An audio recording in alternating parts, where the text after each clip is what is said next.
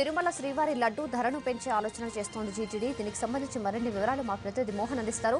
మోహన్, లడ్డూ ధరను పెంచాలనుకుంటున్న టీటీడీ నిర్ణయంపై మీ దగ్గర ఉన్న సమాచారం ఏమిటి?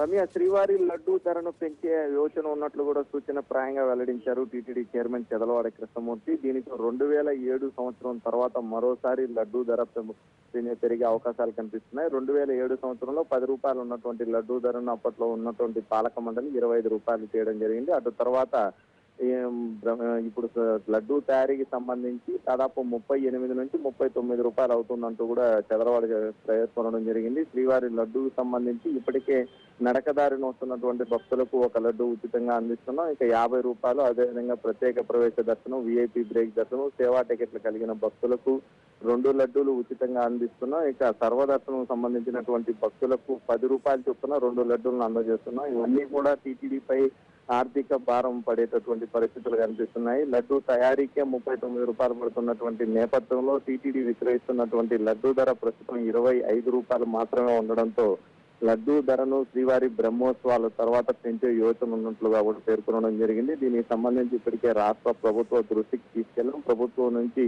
అంగీకారం వచ్చిన తర్వాత ఈ లడ్డూ ప్రసాదం ధరను 35 రూపాయలుగా పెంచే యోచనలో ఉన్నట్లు టీటీడీ చైర్మన్ పేర్కొనడం జరిగింది. మరోవైపు ఈ సబ్సిడీపై ఇస్తున్నటువంటి అన్ని లడ్డూలను కూడా పూర్తిగా తొలగించి కేవలం శ్రీవారి భక్తులకు 100 గ్రాములకు సంబంధించినటువంటి ఒక లడ్డూను దర్శనంతో సంబంధం లేకుండా తిరుమల వచ్చిన ప్రతి భక్తుడికి అందజేయాలన్నటువంటి యోచన కూడా ఉంది. ఇది కూడా బ్రహ్మోత్సవాల తర్వాత కార్యరూపం దాల్చిన అవకాశాలు ఉన్నాయంటూ కూడా చైర్మన్ చెదలవాడ కృష్ణమూర్తి పేర్కొన్నారు. Ramya. Right Mohan, thank you.